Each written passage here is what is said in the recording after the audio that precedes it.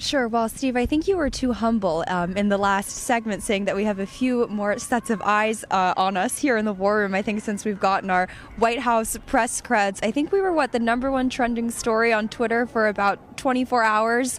I don't think the mainstream media really likes us being here, but all that aside, I think this story is sort of the epitome.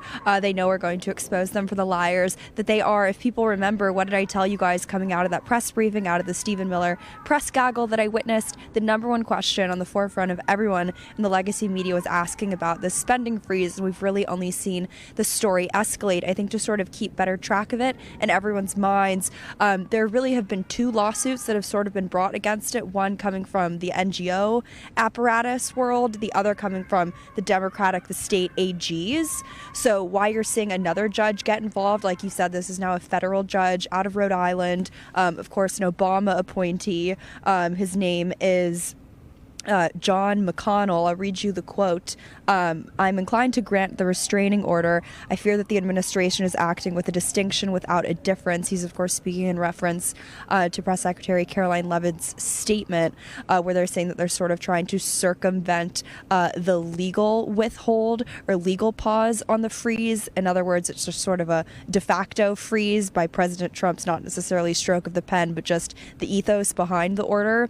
So they're trying to place another hold on that. That was sort of the lead on Politico before we started this afternoon show. So that's the main story. And one last point of news that's happening today. Democracy Forward, which is basically that conglomerate of a bunch of resistance groups in concert with, of course, the Mark Eliases of the world. They've introduced yet another, I believe it's the third lawsuit to block President Trump's Schedule F executive order. The question, there's going to be standings. That's why they're trying to cover the waterfront. I just want to make a point, Natalie, is that for the battles ahead, this has nothing to do with the cuts to these programs. This is just a freeze so they can understand where all the cash is going. And President Trump is making a point of, hey, I'm getting out of WHO. I'm getting the Green New Deal. Why did I read in the Wall Street Journal and the Financial Times? The money's still going there. I can't get to it. This goes back also to the theory that's going to be tested of impoundment. So these are huge issues at stake. But folks, right now the left is on full warpath. Is that protest outside? We can hear it, Natalie. Is that about the spending freeze that we're hearing right now? They're already protesting outside the White House. No, to be honest, they're a little underwhelming. They're just calling President Trump a fascist and all of his staffers, and of course myself and Brian Glenn, but I guess that's my new commute to work.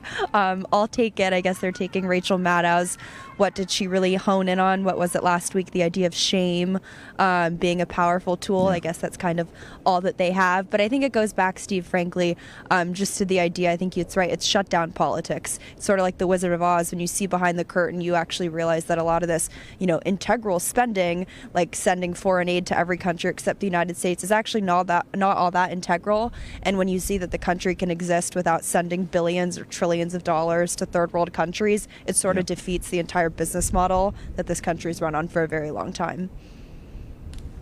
Why don't you hang on one second? Can we